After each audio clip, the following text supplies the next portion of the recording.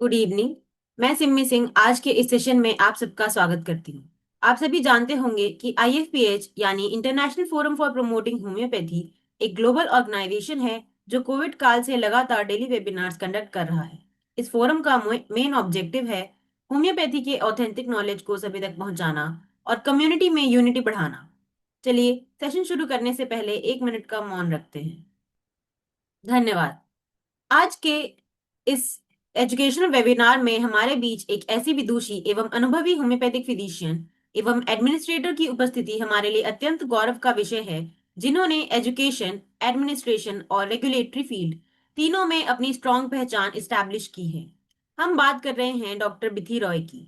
Doctor बिथी Roy ने BHMS की उपाधि Swasthya Kalyan homoeopathic medical college Goa से प्राप्त की है और MD होम्योपैथी की उपाधि Maharaja Pratap Kalyan homoeopathic medical college Jaipur Rajasthan से कंप्लीट की है।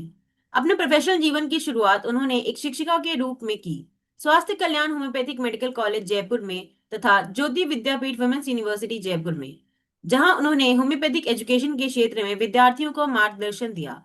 डॉक्टर बिथी की असली पहचान है उनका रेगुलेटरी और एडमिनिस्ट्रेटिव वर्क।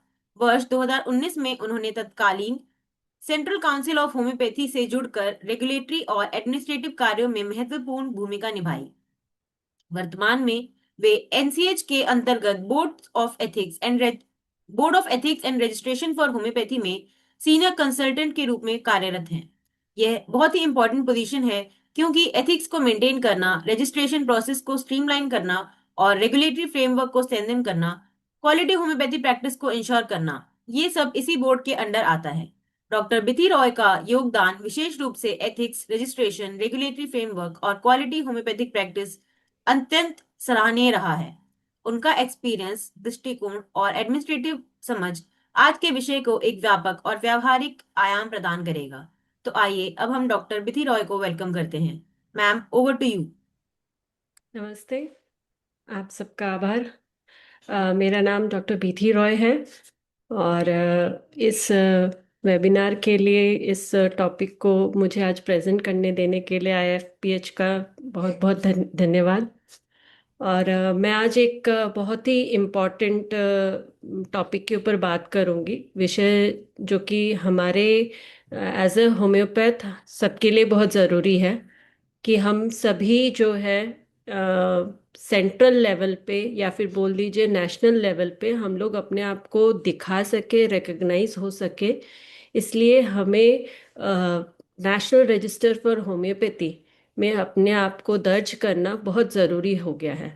पर इसको दर्ज करने के लिए क्या तरीका क्या है जिसके ज़रिए हम अपने आप को इस चीज़ पे दिखा सकते हैं, अपना NRH का नंबर ले सकते हैं, या फिर इसके क्या फायदे हैं NRH नंबर लेने के।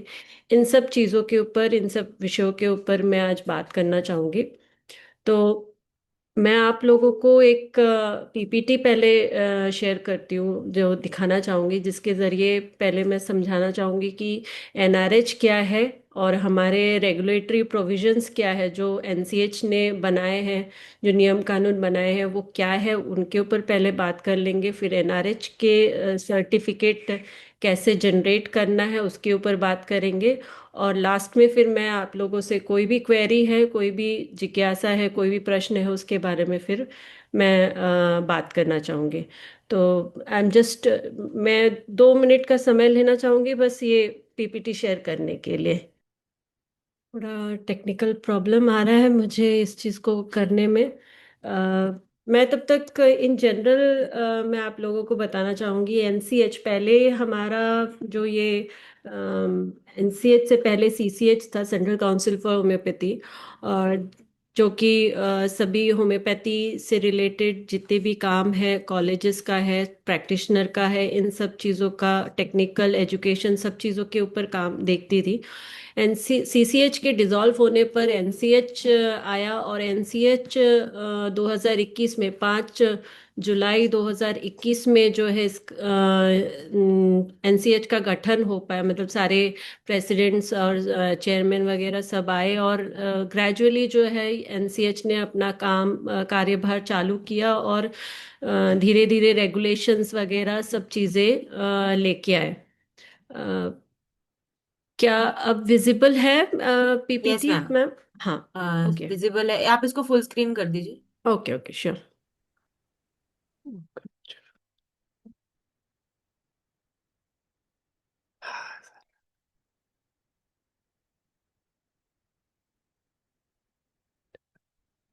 तो बेसिकली जो एनसीएच का एक्ट है, एनसीएच एक्ट 2020, ये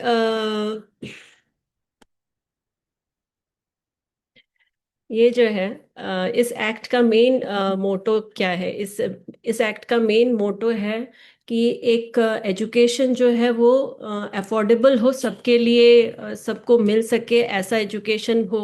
इस चीज़ के ऊपर ध्यान देने के लिए ये एक्ट लाया गया।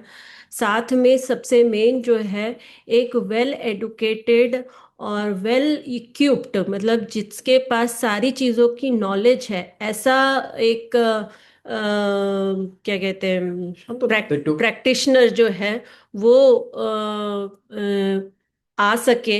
इस चीज पे ध्यान देने के लिए जो है ये एनसीएच एक्ट को लाया गया है। इस एनसीएच एक्ट में सब चीजों के ऊपर ध्यान बेसिकली देखा गया है कि कॉलेजेस भी जो हो वो ऐसे कॉलेजेस आए जो कि एजुकेशन लेवल, जो एनईपी जैसा कहता है कि एजुकेशन, उसको हर एक चीज की नॉलेज होनी चाहिए एक पर्सन की, उस तरीके से उसको सिखाया जा सके, ऐसे कॉलेजेस का रह सके। इसलिए रेटिंग और असेसमेंट की भी चीज़ों, क्राइटेरिया को भी लाया गया ताकि बेस्ट कॉलेजेस आ सके भारत में, और उसी कॉलेजेस से बेस्ट स्टूडेंट्स और बेस्ट प्रैक्टिशनर्स निकल सके। इस चीज को पूरा ओवरऑल एक देखने के लिए जो है ये एनसीएच एक्ट 2020 को लाया गया।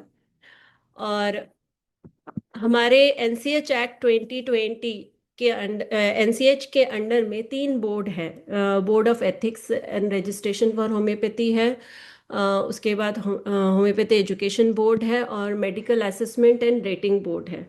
इन तीनों बोर्ड के तीन अलग अलग काम है। एमएआरबीएच जो कि कॉलेजेस को देखता है और उनके असेसमेंट और रेटिंग को देखता है, एचईबी जो एजुकेशन से रिलेटेड सारे काम देखता है, और BRH basically practitioner, ethical practice, ethical conduct और मिसकंडक्ट, इन सब चीज़ों के ऊपर देखता है।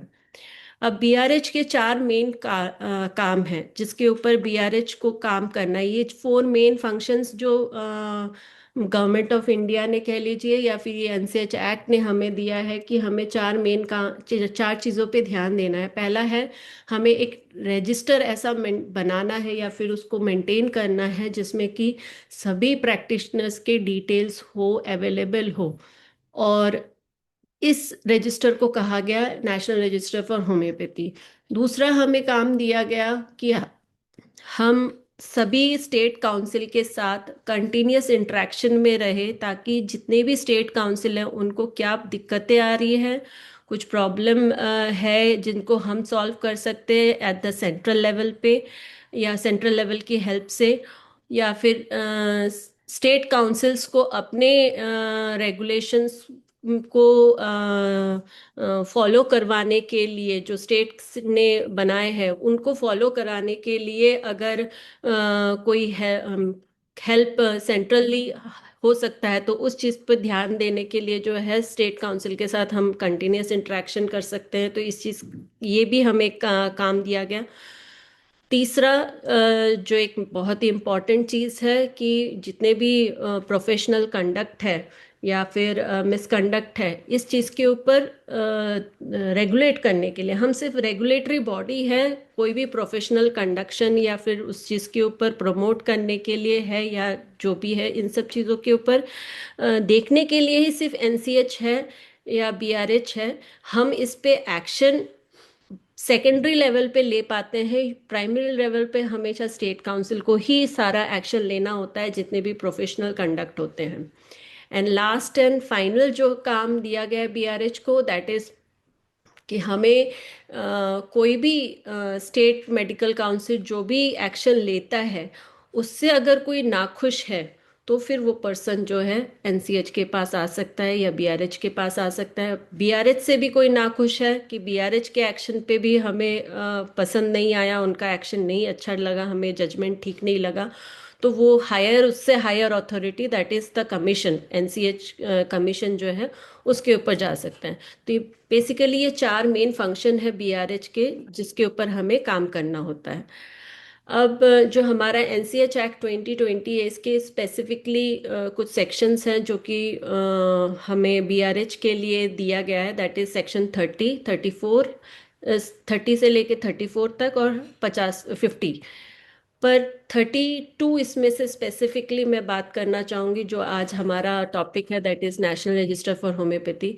इसमें हमें इस एक्ट के अनुसार सेक्शन 32 के हिसाब से हमें क्या करना होता है, हमें सारे नेशनल रजिस्टर को जो है मेंटेन करना होता है इन electronic format, that is mandatory, कि हमें सभी इलेक्ट्रॉनिक फॉर्मेट में हमें मेंटेन करना है।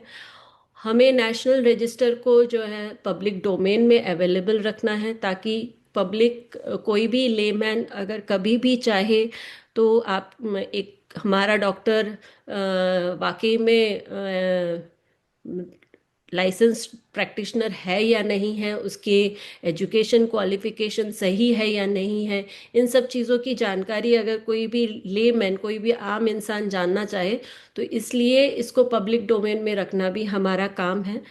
हमें हर एक स्टेट काउंसिल से जो है इलेक्ट्रॉनिक फॉर्मेट में ही बेसिकली चीज़ें चाहिए होती है, साथ में फिजिकल कॉपी हम रखते ज़रूर हैं, पर हम स्ट्रेस देते हैं कि इलेक्ट्रॉनिक फॉर्मेट में रखें, ताकि चीज़ों को जो है किसी भी मोमेंट में हम अपडेट करना चाहें, प्रैक्टिशनर खुद भी अपडेट करना चाहे तो वो कर सके। तो इसलिए ये जिम्मेदारी भी इसी एक्ट के इस सेक्शन के अंडर में आता है कि सभी स्टेट काउंसिल से जो है हमें रेगुलरली अपडेट लेते रहना है स्टेट रजिस्टर के बारे में, and that too in electronic format primarily, और फिर जाके आप एक फिजिकल कॉपी भी रख सकते हैं।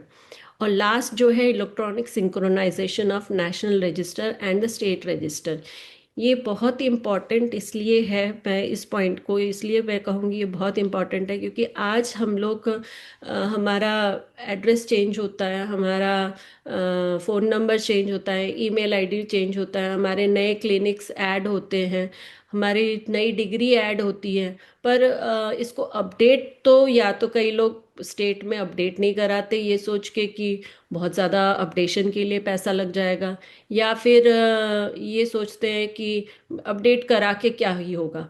पर इसके फायदे भी है। इसके फायदे ये ऐसे हैं कि जब तक आप अपने डिटेल्स अपडेट नहीं कराएंगे स्टेट में, तो आपके डिटेल्स नेशनल में भी अपडेट नहीं हो पाएंगे।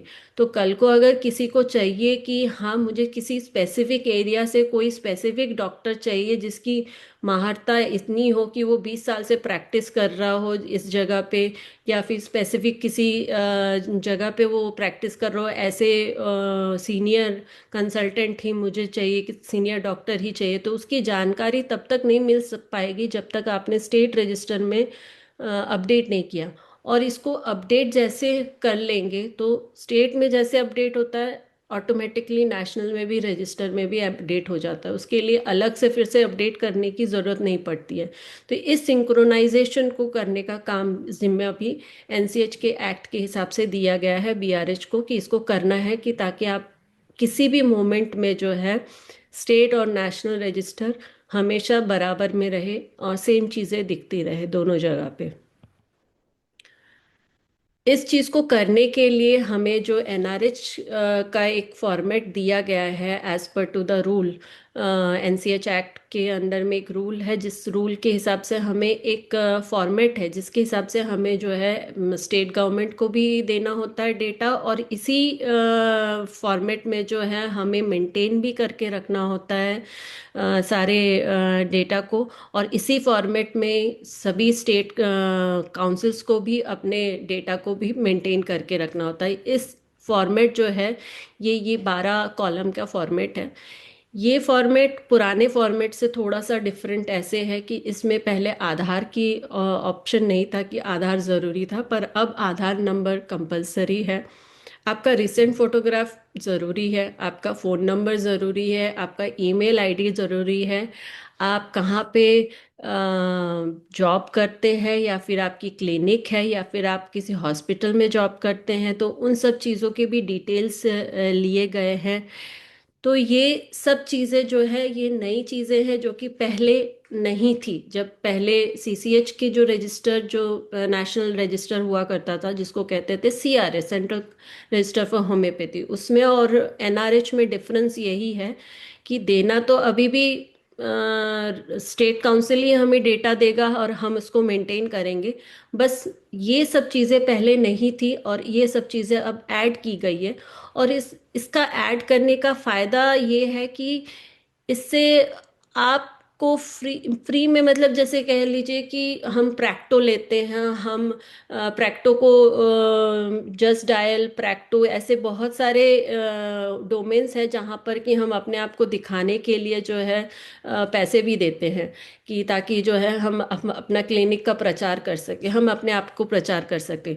तो उस चीज़ को मिनिमाइज करने के लिए कि आप प्रैक्टो या फिर ये जस्ट डायल, इन सब चीज़ों पे नहीं जाके आप अपने आप को सेंट्रली इसमें दिखाएंगे, आपकी डिटेल्स, आपके सारे क्लिनिक के एड्रेस वगैरह, तो कोई भी पर्सन अगर आपको ढूंढना चाहेगा तो इससे इस साइट पे आके भी आपको ढूंढ सकता है कि ठीक है, इस लोकेलिटी में मेरा डॉक्टर है या नहीं है, इस लोकेलिटी में किस तरीके के डॉक्टर है, क्या क्वालिफिकेशन है, क्या स्पेशलाइजेशन है, उन सब चीज़ों के बारे में पता पड़ सकता है।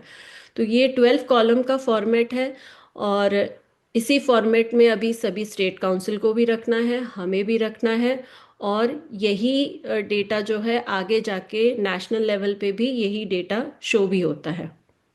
पर हाँ, आप कहेंगे कि फिर हमारा आधार नंबर, फ़ोन नंबर, ये सब कुछ भी शो होता है, ऐसा नहीं है।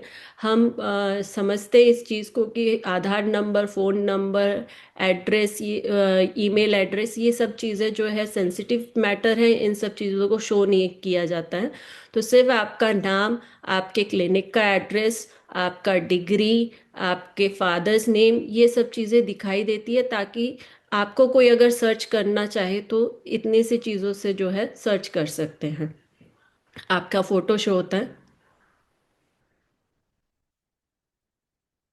एनसीएच ने 2022 में जो है दो रेगुलेशन निकाला था। इसको एक है national commission for homeopathy manner of preparation of maintenance of national register for practitioners of homeopathy regulation 2022, और एक है national commission for homeopathy code of ethics and code of ethics for the practitioner of homeopathy regulation 2022।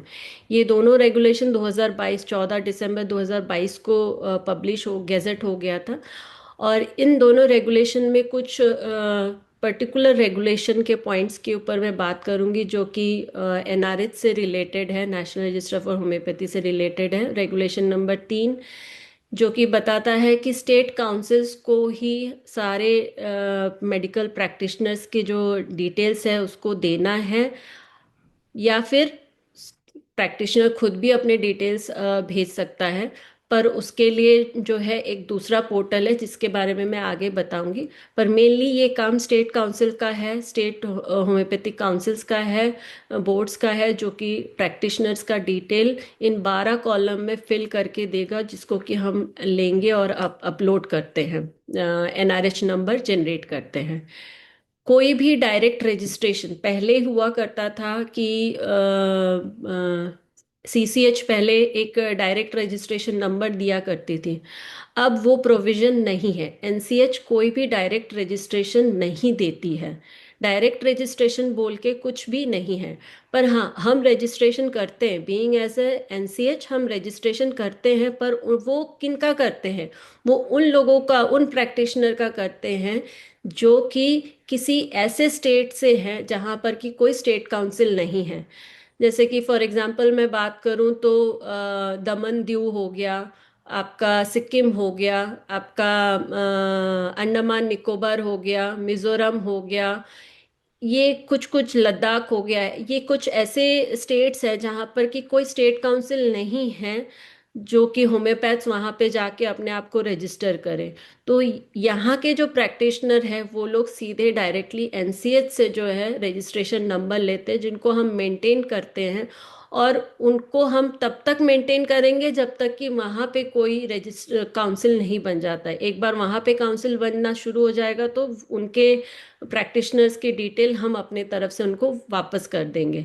तो ये सिर्फ direct registration सिर्फ हम उन्हीं लोगों का करते हैं। तो स्टेट काउंसिल जो है जो डेटा देगी वो स्टेट के जो प्रैक्टिशनर्स हैं उनका ही हम लोग छापेंगे और उसको एक नंबर देंगे एज अ एनआरएच नंबर।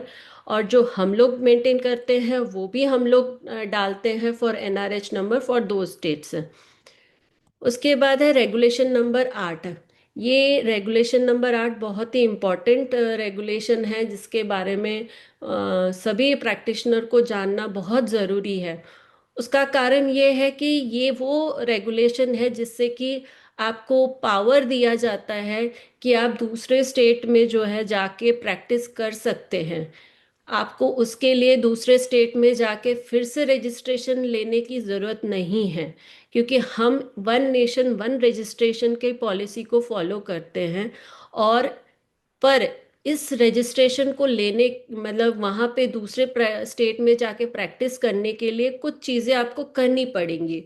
उसके लिए पहला चीज़ क्या है? पहला है कि आपको एनआरएच में आपको एनरोल होना पड़ेगा। आपके पास एक एनआरएच का नंबर होना पड़ेगा, ताकि आप एक वैलिड और क्रेडिटेबल प्रैक्टिशनर हो हैं, इस चीज़ का पता पड़ सके। इसके लिए आपको एक एनआरएच में पहले आपका एनरोल होना पड़ेगा।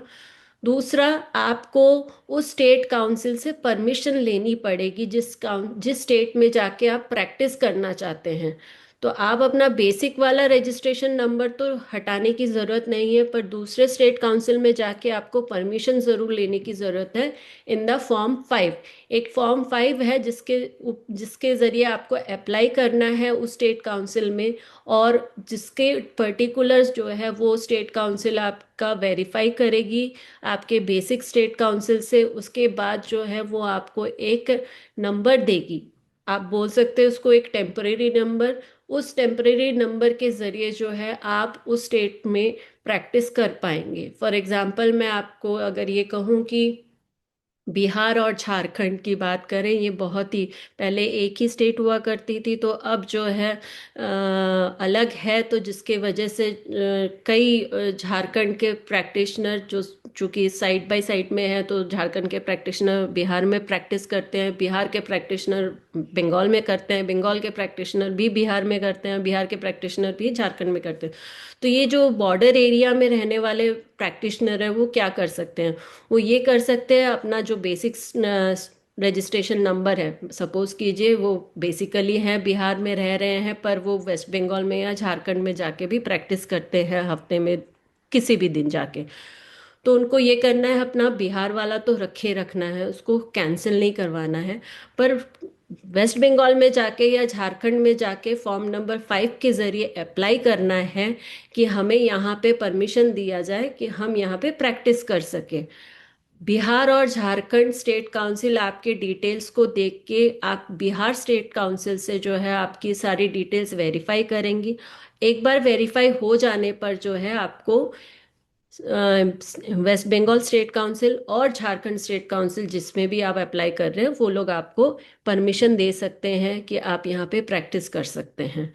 इसके लिए जो फीस होगा या फिर कितनी अवधि के लिए दिया जाएगा, ये सब डिपेंड करता है उसी इस पर्टिकुलर स्टेट काउंसिल के ऊपर जिस काउंसिल से आप परमिशन मांग रहे हैं। इसके ऊपर एनसीएच कुछ नहीं कह सकता है, क्योंकि प्रैक्टिस करने का अधिकार उस प्रैक्टिस करने का अधिकार प्रैक्टिशनर का अधिकार है। पर उसके ऊपर नियम कानून उस स्टेट काउंसिल के लागू होंगे जहाँ पे वो प्रैक्टिशनर्स करना चाहता है, तो उसमें सेंट्रल कुछ नहीं कर सकती है। तो इसलिए सिर्फ हम ये कह सकते हैं कि आप अप्लाई कीजिए आप फॉर्म नंबर 5 में, और आपको परमिशन दिया जाएगा। अगर कोई नहीं देता है स्टेट काउंसिल और आपको फोर्स करती है कि नहीं आप कैंसिल कीजिए अपना बिहार का और फिर हमसे लीजिए, so you can for that reason आप उस चीज़ के लिए आप जो है एक बार एनसीएच से बीआरएस से कांटेक्ट कर सकते हैं कि ऐसी प्रॉब्लम आ रही है, जो कि यूजुअली होना नहीं चाहिए, क्योंकि अभी सभी state council temporary registration number देना चालू कर चुकी है। तो ये रेगुलेशन नंबर 8 बहुत ज़रूरी है, और ये रेगुलेशन को लाने का सबसे मेन कारण है उन स्टूडेंट्स के लिए जो कि एमडी करने के लिए एक स्टेट से दूसरे स्टेट में जाते हैं, तो उनको बड़ी दिक्कत आती है।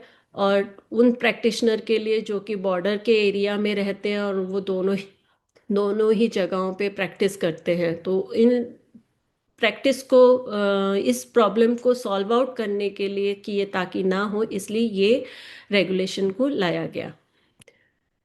ये फॉर्म नंबर 5 है, जिसमें कि आपकी अपने डिटेल सारी चीज़ें और डॉक्यूमेंट्स आप डाल के भेजेंगे, तो फिर आपको परमिशन के लिए आप अप्लाई कर सकते हैं।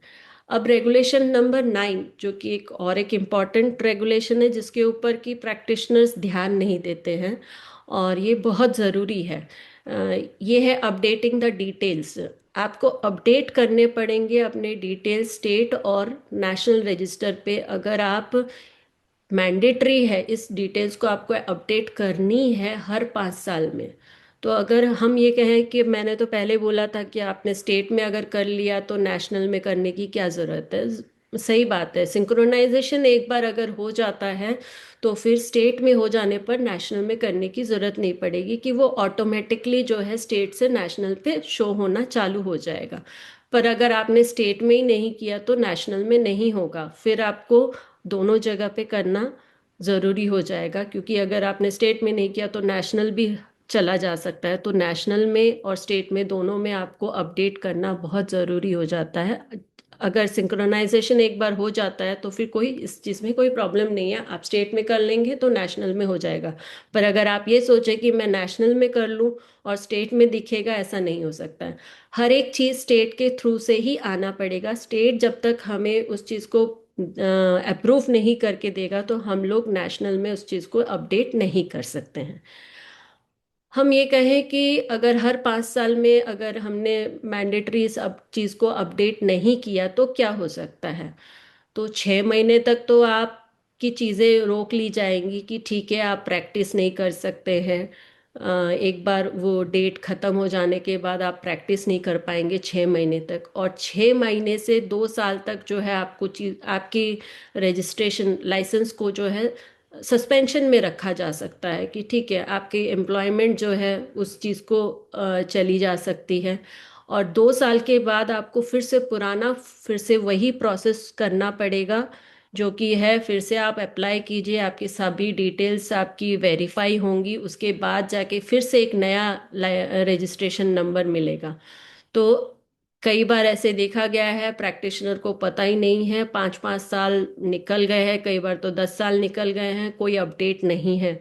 और पुराने अपडेट क्यों ज़रूरी है, क्योंकि बहुत सारी चीज़ें हमें जो है नहीं दिखती हैं, और हम बहुत पीछे रह गए हैं।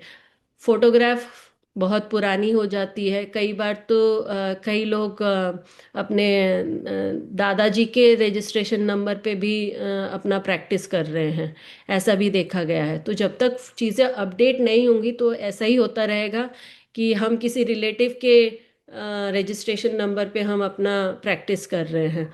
तो ये सब चीज़ों के लिए जो है ये मैंडेटरी बना दिया गया कि एवरी 5 इयर्स जो है प्रैक्टिस अपने लाइसेंस की डिटेल्स जो है आपको अपडेट करनी ही है।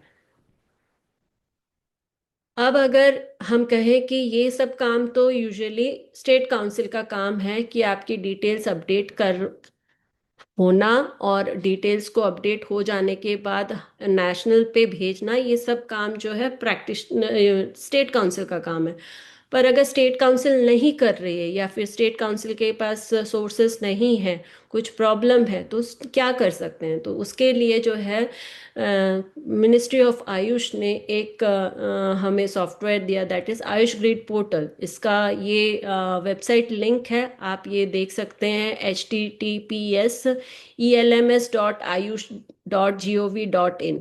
इसका पहले पोर्टल का एड्रेस अलग था, अभी ये रिसेंटली में पोर्टल का जो एड्रेस है वो चेंज हुआ है, तो इसलिए इसका नया ये आया हुआ है। ये सभी के लिए जानकारी होनी चाहिए कि ये नया पोर्टल का एड्रेस है, इसको आप नोट डाउन कर सकते हैं।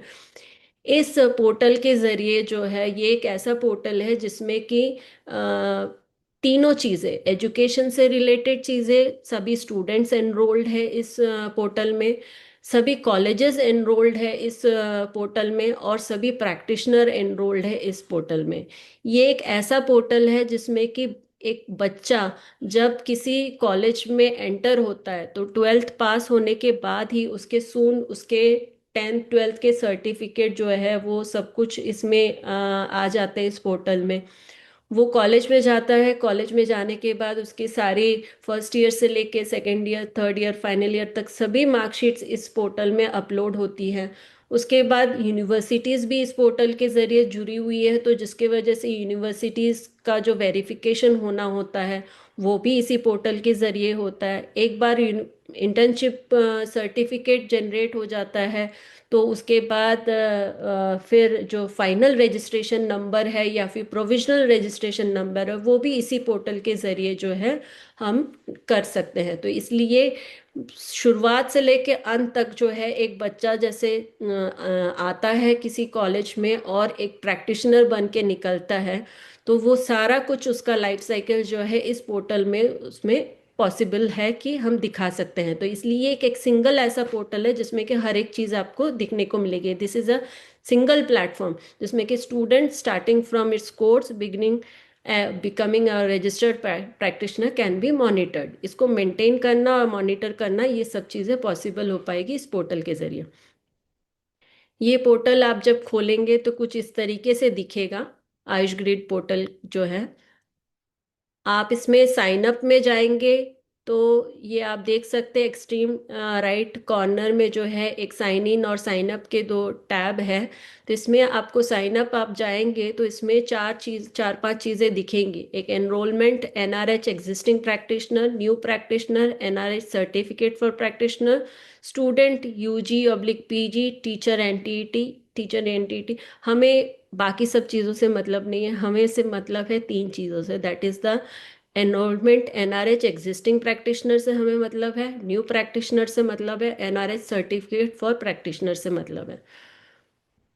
तो हम जब एग्जिस्टिंग प्रैक्टिशनर साइन अप जब करते हैं, इसमें आपको, आप देखिए इसमें एग्जिस्टिंग का वर्ड लगाया गया है। ये एग्जिस्टिंग का वर्ड क्यों लगाया गया है कि ये वो लोग, वो प्रैक्टिशनर हैं जो कि ऑलरेडी स्टेट काउंसिल से एक रजिस्ट्रेशन नंबर ले चुके हैं, परमानेंट वाला रजिस्ट्रेशन नंबर ले चुके हैं। जो पुराने हैं प्रैक्टिशनर, वो लोग अपना एनआरएच नंबर अगर लेना चाहते हैं, अपने अपने डिटेल्स या फिर अपने सब चीज़ें वो करना चाहते हैं, तो वो एनआरएच एग्जिस्टिंग प्रैक्टिशनर जो है, पहला वाला number enrolment NRH existing practitioner, इस चीज़ को क्लिक करेंगे, इस टैब को क्लिक करेंगे तो ये वाला पेज खुलेगा, एग्जिस्टिंग प्रैक्टिशनर साइन अप। इसमें कुछ डिटेल्स है आपको भरनी है, कुछ 12 कॉलम के जो हमने बोला है वही 12 कॉलम की चीज़ें डिटेल्स हमने यहाँ पे रखी है, इसको आप फिल करेंगे।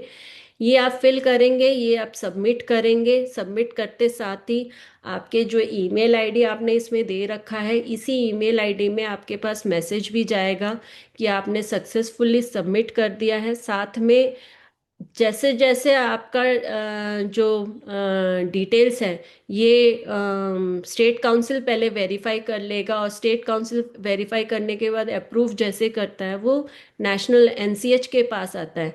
एनसीएच जब अप्रूव करता है तो एनआरएच नंबर जनरेट हो जाता है। तो हर एक स्टेप के बारे में कि आपका फॉर्म अभी कहाँ है, आपका एप्लीकेशन अभी कहाँ है, उस चीज़ों के बारे में सभी जो मैसेजेस हैं वो आपकी ईमेल आईडी में ही जाती है। और जब आपका एनआरएच नंबर जनरेट हो जाता है, उसका भी एक जो है पे ईमेल जाता है, और उसको मिलने के बाद आपके पास जब एनआरएच नंबर का एक ईमेल चला जाता है, उसको मिलने के बाद आप जो है अपना एनआरएच सर्टिफिकेट डाउनलोड कर सकते हैं। उसका तरीका भी यही है कि उसमें जो मैंने थर्ड पॉइंट है, एनआरएच सर्टिफिकेट फॉर प्रैक्टिशनर, इसको क्लिक करेंगे तो ये वाला पेज पेज खुलेगा, और इस पेज के ज़रिए आप अपने सारे डिटेल्स भरेंगे, प्रैक्टिशनर का नाम भरेंगे, और यहाँ पे NRH number oblique state registration number, इस चीज़ पे ध्यान देने की ज़रूरत ये है कि इसमें सिर्फ एनआरएच नंबर ही भरिएगा। इसमें स्टेट रजिस्ट्रेशन नंबर मत भरिए। इसमें एनआरएच नंबर भरने का तरीका भी ये है कि आपको NRH/00 करके जो नंबर है पूरा एज इट इज भरना है। आपको NRH/00 करके जो नंबर आपको मिला है उस चीज को आप भरेंगे। आपका मोबाइल नंबर आप डालेंगे तो आपके जो मोबाइल नंबर है उसमें एक ओटीपी जाएगा। उस ओटीपी को डालने के बाद जो है आप एक्सट्रीम राइट के इसमें देख सकते हैं डाउनलोड एनआरएच सर्टिफिकेट लिखा हुआ आया हुआ है, और इसमें कुछ लोगो भी बने हुए हैं। तो आप इसको उसके बाद क्लिक करेंगे तो आपका जो है सर्टिफिकेट डाउनलोड हो जाएगा। जैसे ही आपकी सारी डिटेल्स फिल हो जाती है और करेक्ट होता है, जैसे कि मैंने अपना भर के रखा हुआ है, आप देख सकते हैं बीथी रॉय एनआरएच नंबर, ये मेरा नंबर है और ये मैंने अपना मोबाइल नंबर डाल रखा है, और इससे ओटीपी जैसे जनरेट होता है। जैसे जैसे चीजें आपकी कंप्लीट हो रखी है तो वैसे वैसे ये जो गोले जो ऊपर दिख रहे थे पहले वो सारे टिक होने चालू हो जाते हैं कि हाँ आपकी चीजें कौन कौन सी चीजें हैं जो आपके है अवेलेबल। अगर कोई चीज अवेलेबल नहीं है तो वो वहीं पे चीज रुक जाती है। तो ये सब चीज होने के बाद यहाँ पे जो राइट में जो आपका डाउनलोड एनआरएच सर्टिफिकेट का लोगो है इसको क्लिक करेंगे तो आपको एनआरएच अपना सर्टिफिकेट इस तरीके से कुछ आपको अपना सर्टिफिकेट डाउनलोड हो जाएगा। ये आप कभी भी चाहे आप डाउनलोड कर सकते हैं। इसके लिए ऐसा नहीं है कि एक बार डाउनलोड हो गया तो दोबारा नहीं होगा। आप कभी भी चाहे तो दोबारा फिर डाउनलोड कर सकते हैं, और जितनी बार आप डाउनलोड करेंगे उतनी बार इसके नीचे एक डेट और टाइम आ जाएगा। तो ऐसा नहीं है कि एक बार ही कर सकते हैं, या फिर कोई अगर आपसे पूछे कि आपकी एनआरएच नंबर वैलिड है या नहीं तो आप उस टाइम पे उस टाइम का और डेट का भी स्पेसिफिकली आप अपना एनआरएच नंबर जो है सर्टिफिकेट डाउनलोड करके दिखा सकते हैं। इस सर्टिफिकेट की एक खास बात यह है कि ये क्यूआर कोडेड है। क्यूआर कोडेड मतलब कि आप जब ये क्यूआर कोड को स्कैन करेंगे तो जो डिटेल्स ऊपर दिख रही है ये डिटेल्स किसी को भी दिखेंगी, और ये क्यूआर कोड डायरेक्टली आपको उस पोर्टल में लेके जाएगा जहां पर कि ये डिटेल्स है। तो कोई भी आपकी चीज आपके नंबर में कोई और जो है प्रैक्टिशनर अपने आप को एनरोल नहीं कर पाएगा, इस वजह से क्योंकि आपकी क्यूआर कोड स्पेसिफिक है, जो कि एकदम से आयुष पोर्टल में आप जाएंगे सीधे वहीं पे जाके दिखेगी। तो कोई आपके डिटेल्स के साथ छेड़खानी नहीं कर पाएगा, और आप एक वैलिड प्रैक्टिशनर है उस चीज का भी एक प्रूफ है ये क्यूआर कोड। दूसरा हमने एक पॉइंट देखा था, दैट इज न्यू प्रैक्टिशनर। ये न्यू प्रैक्टिशनर वो प्रैक्टिशनर है जो कि एकदम ही फ्रेश है। अभी वो लोग जो है फाइनल ईयर कंप्लीट किया है और एक न्यू फर्स्ट टाइम जो है उनको रजिस्ट्रेशन नंबर लेना है परमानेंट वाला। तो वो प्रैक्टिशनर वो स्टूडेंट्स जो है इसके ज़रिए एक न्यू प्रैक्टिशनर को क्लिक करेंगे तो उस पे उस टैब को क्लिक करने पर उनका आधार वेरीफाई होगा, उनका डिजी लॉकर के ज़रिए उनका सारा डिटेल्स जो है आएगा, उसके बाद ही जाके वो अपने डिटेल्स फिल करेंगे। उनको इनफैक्ट उसी के ज़रिए जो है एक टेम्पररी प्रोविजनल रजिस्ट्रेशन सर्टिफिकेट भी मिल पाएगा। इनफैक्ट परमानेंट वाला भी जो है उसी के ज़रिए ही मिल पाएगा। तो वो न्यू प्रैक्टिशनर जो एग्जिस्टिंग है वो लोग कोई भी ना करे। यूजुअली सब लोग न्यू प्रैक्टिशनर को क्लिक करके अपना करने की कोशिश करते हैं, पर जो एग्जिस्टिंग प्रैक्टिशनर है जिनके पास ऑलरेडी रजिस्ट्रेशन नंबर है उनको एग्जिस्टिंग में ही करेंगे तो सिर्फ 4 ही डॉक्यूमेंट आपको देना पड़ेगा, और न्यू प्रैक्टिशनर करेंगे तो आपको 9 डॉक्यूमेंट देने पड़ेंगे। तो 4 डॉक्यूमेंट ज़्यादा आसान पड़ेगा मेरे हिसाब से, और 4 डॉक्यूमेंट ज़्यादा कुछ नहीं है। आपका करंट फोटोग्राफ है, आपका डिग्री सर्टिफिकेट है, आपका रजिस्ट्रेशन सर्टिफिकेट है, और आपका आधार का एक कॉपी है। ये 4 चीज़ें आप दे के जो है आप अपना एनआरएच के लिए जो है एनआरएच नंबर लेने के लिए जो है हम शुरू कर सकते हैं। ये एनसीएच प्रैक्टिशनर साइन अप जो न्यू प्रैक्टिशनर है वो इसके ज़रिए जो है कर सकते हैं। Thank you. मैं इस पीपीटी के ज़रिए मैंने अपना जो एनआरएच नंबर है इसके ऊपर मैंने जो बातें रखी है। अब इसमें एक चीज़ इम्पॉर्टेंट है कि एनआरएच नंबर ज़रूरी क्यों है हमें। ये सभी की क्वेरी हो सकती है कि हमें लेने की क्या ज़रूरत है, हमारे पास स्टेट रजिस्ट्रेशन नंबर है, हमें एनआरएच की ज़रूरत नहीं है। पर एनआरएच की ज़रूरत है। क्यों? क्योंकि आप वर्ल्ड वाइड अगर अपने आप को शो होना चाहते हैं कि हाँ मैं सिर्फ भारत में ही नहीं, भारत में तो दिखूंगा ही, दिखना ही चाहिए मैं, और साथ में मैं विदेशों में भी दिखना चाहिए, तो उसके लिए ये एनआरएच नंबर बहुत ज़रूरी है। क्योंकि इन फ्यूचर में जो है आयुष्मान भारत डिजिटल मिशन, ये एक एबीडीएम का एक प्रोग्राम है, नेशनल हेल्थ अथॉरिटी इस चीज़ पे काम कर रही है। डिजिटल प्लेटफॉर्म है जिसमें कि सभी डॉक्टर्स, नर्सेस, फार्मासिस्ट, जितने भी लैब्स हैं, जितने भी हॉस्पिटल्स हैं, सब चीज़ें जो टोटल हेल्थ स्ट्रक्चर है, वो सब कुछ एक ही प्लेटफॉर्म पे दिखेगा। एक ऐसा सॉफ्टवेयर भी है जिसका नाम है ABDM, Ayushman Bharat digital mission. इस प्लेटफॉर्म में जो कोई भी अपने आप को दिखा पाएगा, वो जो है बाहर विदेशों में भी कभी जाके प्रैक्टिस करना चाहता है, अपने आप को चाहता है कि बाहर से भी लोग आए, बाहर से भी मुझे देखे लोग, कि उस चीज़ को हो पाएगा। पर एबीडीएम के साथ जो है ये एनआरएच नंबर जो है, ये उन्हीं के साथ जो है बाद में इन फ्यूचर में लिंक होगा। तो अगर अभी आपने अपने डिटेल्स नहीं डाले तो ये चीज़ें आगे जाके लिंक नहीं हो पाएगा और वर्ल्ड वाइड भी नहीं दिखेगा। कई कह सकते हैं कि भैया हमें तो वर्ल्ड वाइड दिखना नहीं है, हम देश में ही ठीक है।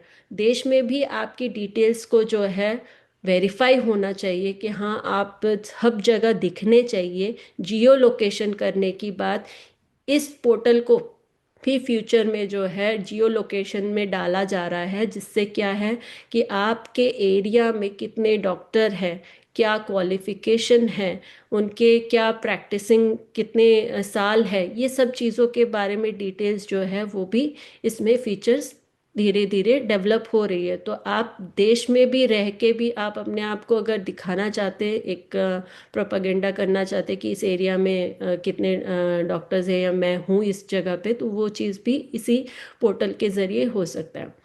दूसरा इम्पोर्टेंट इस पोर्टल का फ़ायदा या एनआरएच नंबर का फ़ायदा ये है कि हम अगर कोई आपदा आती है, कोई डिजास्टर आता है, जैसे कि सबसे बड़ी आपदा आके गई दैट इज कोविड, उस टाइम पे सरकार को अपने एरिया में बहुत सारे डॉक्टर्स की ज़रूरत पड़ी, या फिर कोई मेडिकल पर्सन की ज़रूरत थी, पर कोई नहीं मिल पा रहा था। कई कॉलेजेस के स्टूडेंट्स ने काम किया, कॉलेजेस के थ्रू से उनको जो है दिया गया, टास्क दिया काम करने के लिए।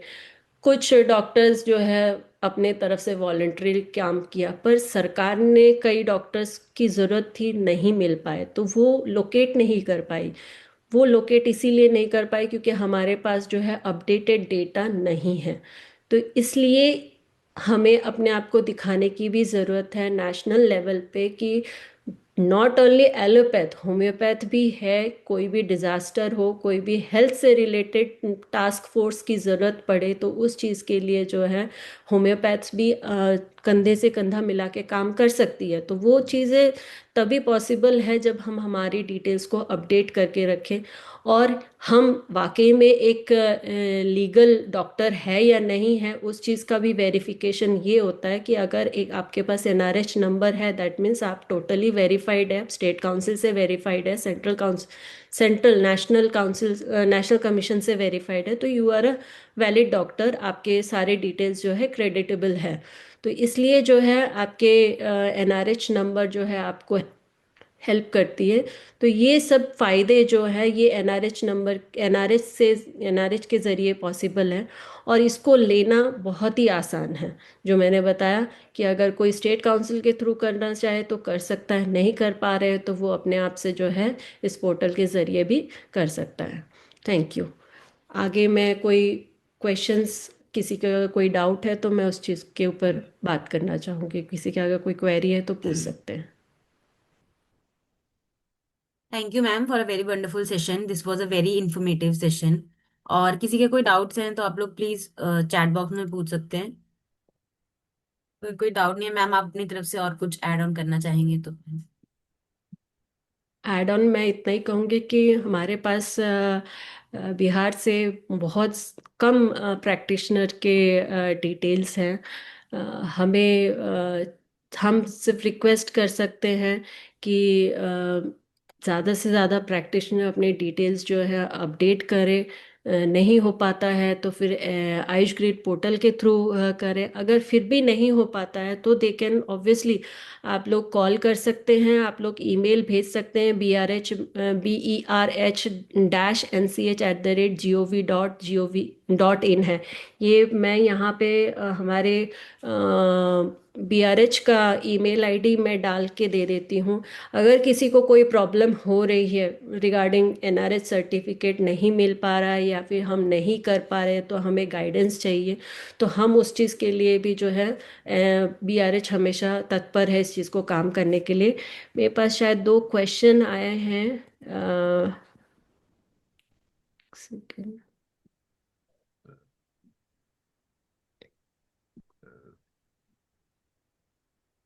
किसी ने पूछा है कि इसका सर्टिफिकेट कब तक आता है, अभी तक आया नहीं। सर जब तक मैं ये डॉक्टर आकांक्षा, मैं ये कहना चाहूँगी ये सर्टिफिकेट जस्ट एक क्लिक के ऊपर डिपेंड करता है। जैसे हम अपने मोबाइल पे क्लिक करते हैं वैसा ही है।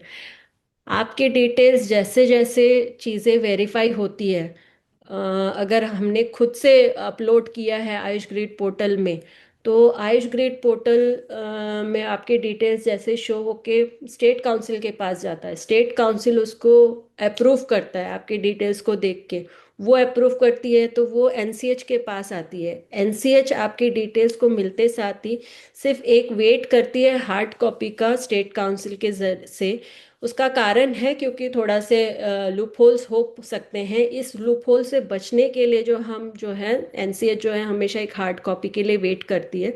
पर एक एक बार सब चीज़ें मिल जाती है तो वो जस्ट एक क्लिक की बात है, वो तुरंत ही अप्रूव हो जाता है। NCH अप्रूव करने के साथ साथ ही आपके ईमेल जो आपने ईमेल आईडी दे रखा है उसमें ही आपका आधार मतलब NRH नंबर जो है आपको मिल जाएगा और आप खुद से कभी भी डाउनलोड कर सकते हैं इस चीज़ को।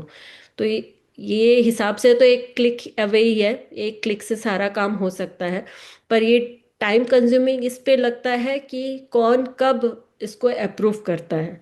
तो इसके लिए पर हमारे पास मैं आपको इतना एश्योरेंस दे सकती हूँ कि NCH BRH जो है इसको जैसे जैसे हमारे पास आता है हम विद इन 1 हफ्ते के अंदर, अगर मंडे को कोई हमारे पास डिटेल्स आई है तो हम कोशिश करते हैं बाय वेडनेसडे या फिर थर्सडे तक हम NRH नंबर दे दे। अगर सारी डिटेल्स हमारे पास आ गई हैं हार्ड कॉपी प्लस सारी डिटेल्स अगर आ गई है करेक्ट है तो हम जो है बाय वेडनेसडे और थर्सडे तक जो है हम सर्टिफिकेट मतलब अप्रूव कर देते हैं और उसका NRH नंबर जनरेट कर देते हैं। तो ये डिपेंड करता है अप्रूवल के ऊपर कि कितना टाइम कौन लेता है अप्रूवल के लिए। क्या ये मैं खुद से कर सकता हूँ? हाँ सर, आप खुद से कर सकते हैं। सिर्फ आपको आयुष ग्रिड पोर्टल का मैंने वेबसाइट लिंक दे दिया है। उस पे आप जाइए, आप जाके आप जो है अपना खुद से सारी डिटेल्स भर सकते हैं। आप मोबाइल से भी कर सकते हैं, आप साइबर कैफे से कर सकते हैं, कहीं से भी कर सकते हैं, कोई प्रॉब्लम नहीं है।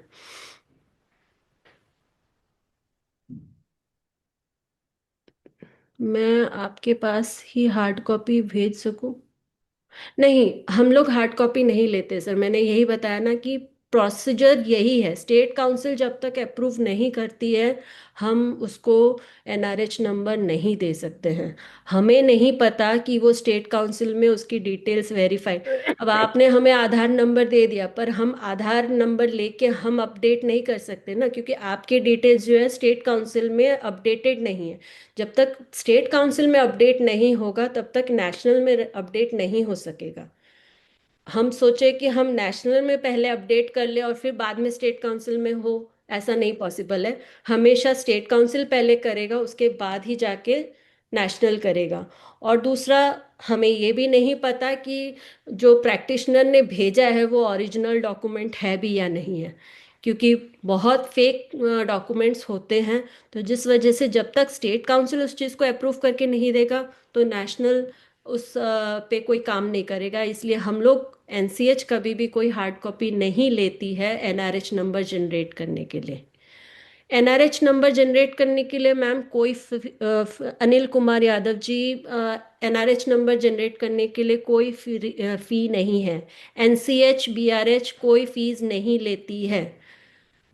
अपडेशन का प्रोसीजर जो है स्टेट काउंसिल का है। स्टेट काउंसिल अगर उसके लिए अपडेट करने के लिए कोई फीस लेती है तो वो स्टेट काउंसिल को ही पता होगा, वो स्टेट काउंसिल के जुरिस्डिक्शन में आता है, इख्तियार में आता है, वो एनसीएच के इख्तियार में नहीं आता है।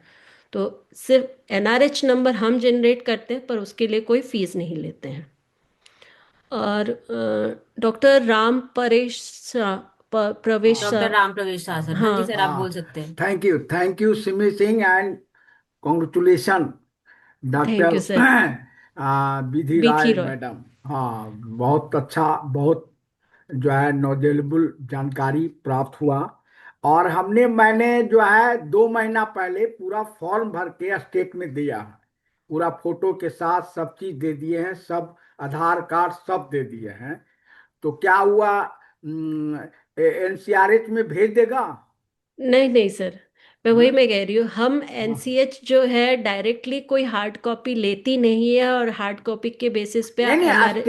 स्टेट के थ्रू स्टेट में हम डाल दिए हैं। हाँ, स्टेट उसको अप्रूव करके स्टेट भेजेगा तो ही हम लेंगे।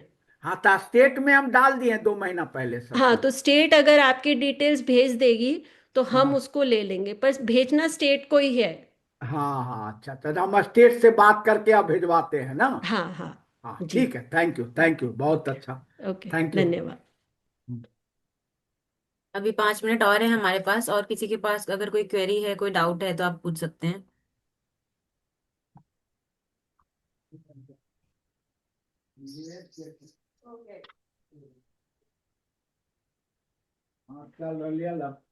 मैं अभी जितने भी ज्वाइन हो रखे हैं मैं उनसे रिक्वेस्ट करूंगी कि जितने भी प्रैक्टिशनर हमरा अभी कौन ज्वाइन संबंध हो है? रखे हैं वो लोग कृपया अपने एनआरएच डिटेल्स जो है अब अपडेट कर लीजिए। अपने डिटेल्स स्टेट काउंसिल में अपडेट करवा के जो है एनआरएच नंबर के लिए आप लोग उनको बोलिए कि एनआरएच के जनरेट करवाना है, तो इसलिए जो है हमारे डिटेल्स भेजे जाए एनसीएच को।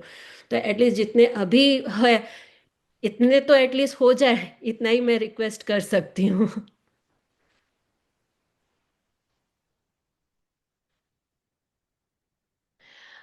सर, एनओसी के लिए अगर आपको परमानेंटली एक स्टेट को छोड़ के दूसरे स्टेट में जाना है तो ही एनओसी की ज़रूरत पड़ती है। और वो एनओसी आपको जिस स्टेट में आपने ऑलरेडी प्राइमरी रजिस्टर्ड है और जिस स्टेट को छोड़ के आप जाना चाह रहे हैं वो आपको एनओसी देगा दूसरे स्टेट में रजिस्ट्रेशन पाने के लिए। पर मैंने बताया है एक तरीका जो कि है टेम्परेरी रजिस्ट्रेशन नंबर लेने का, वो भी तरीके से आप कर सकते हैं कि आप एनओसी ना लें, अपना प्राइमरी रजिस्ट्रेशन सर्टिफिकेट जो है रजिस्ट्रेशन नंबर जो है वो कैंसिल ना करवाएं। ये एनओसी कैंसिल करने पर ही मिलता है, उसके अलावा नहीं मिलता है। आप बिना एनओसी लिए जो है दूसरे स्टेट काउंसिल में जाके फॉर्म नंबर 5 डाल के जो है उसमें डिटेल्स डाल के जब आप भेजेंगे, आप डालेंगे, तो उससे क्या है आपको उस स्टेट में प्रैक्टिस करने के लिए जो है एक टेम्पररी नंबर मिल जाएगा। तो उसके लिए आपको प्राइमरी रजिस्ट्रेशन सर्टिफिकेट या प्राइमरी रजिस्ट्रेशन कैंसिल करने की ज़रूरत नहीं पड़ेगी। अगर कोई और क्वेश्चंस नहीं है तो हम सेशन एंड करेंगे। अगर कोई क्वेश्चन है लास्ट 1 मिनट में आप और कोई पूछ सकते हैं। मैम, एक क्वेश्चन आया है टर्न कि कर इंटर्न्स इस सकते फॉर्म हैं को फिल कर इस फॉर्म सकते को। हैं। नहीं, इंटर्न को भरने की ज़रूरत नहीं है। आपके डिटेल्स ऑलरेडी ईएलसीएम के थ्रू, एचईबी का एक फॉर्मेट है ईएलसीएम, जिसके थ्रू आप लोग ऑलरेडी बहुत सारी चीज़ें आप लोग अपलोड कर ही रहे होंगे। आपने शायद अपना वो क्या कहते हैं कुछ कुछ कोर्सेस भी कर रहे होंगे, तो ईएलसीएम के थ्रू जो है आपकी डिटेल्स ऑलरेडी जो है ये स्टेट काउंसिल के पास चला ही जाएगा फाइनली। तो इसलिए इंटर्न्स को करने की ज़रूरत नहीं है। इंटर्नशिप कंप्लीट हो जाने के बाद आप कर सकते हैं, क्योंकि आपको एक इंटर्नशिप सर्टिफिकेट जो है, कंप्लीशन सर्टिफिकेट ऐड करना पड़ता है। ये सब कुछ आप करेंगे जब, तब जाके आपको जो है परमानेंट एक रजिस्ट्रेशन नंबर लेने को मिलेगा। तो वो आप इंटर्नशिप करने के बाद कर सकते हैं। इंटर्न करते टाइम पे आप कुछ नहीं कर सकते। सीसीएच के रजिस्ट्रेशन से आप प्रैक्टिस कर सकते हैं, आपको उससे कोई नहीं रोकेगा। वो वैलिड रजिस्ट्रेशन नंबर है, उस पर कोई प्रॉब्लम नहीं है। पर हमेशा यही कहा जाता है कि जैसे बैंक में है, आप लोग केवाईसी करने के लिए बोला जाता है बैंक में, ताकि आपका जो डिटेल्स है वो अपडेटेड रहे। तो हम बैंक में तो अपना केवाईसी कर लेते हैं क्योंकि हमारे वहाँ पे पैसे की बात आती है। पर हम अपने रजिस्ट्रेशन सर्टिफिकेट को अपडेट नहीं करना चाहते हैं, क्योंकि यहाँ पे पैसे देने पड़ते हैं इसलिए। पर एक टाइम आएगा मेरे ख्याल से कि जबकि सभी स्टेट काउंसिल या फिर कोई भी जॉब होगा, कुछ भी होगा, वो आपसे पहले एनआरएच नंबर ही मांगेगा। क्योंकि एनआरएच नंबर अभी शुरुआत हुआ है, तो इसलिए अभी जो है सीसीएच का रजिस्ट्रेशन नंबर को चल रहा है, चला रहे हैं। आगे भी चलेगा, ऐसा नहीं है कि ये वैलिड नहीं है, आगे भी चलता रहेगा। पर एनआरएच नंबर भी एक मैंडेटरी प्रोविजन हो जाएगा, तो तब प्रॉब्लम आ सकती है। इसलिए एनआरएच नंबर पे हम जोर ज़्यादा देते हैं, बजाय कि पुराने सीसीएच के रजिस्ट्रेशन पे। वो वैलिड है, वो उससे आप प्रैक्टिस कर सकते हैं, उसको कोई मना नहीं कर सकता है, कोई लीगली आपको चैलेंज नहीं कर सकता है उस चीज़ पे। ओके मैम, तो हमारा टाइम खत्म हो गया, सेशन को एंड करते हैं। तो आज का सेशन ट्रूली इंसाइटफुल और एनलाइटनिंग रहा। आपने जो रेगुलेटरी फ्रेमवर्क, एथिक्स, रजिस्ट्रेशन और क्वालिटी होम्योपैथी प्रैक्टिस के बारे में बताया, वो सब बेहद वैल्यूएबल था।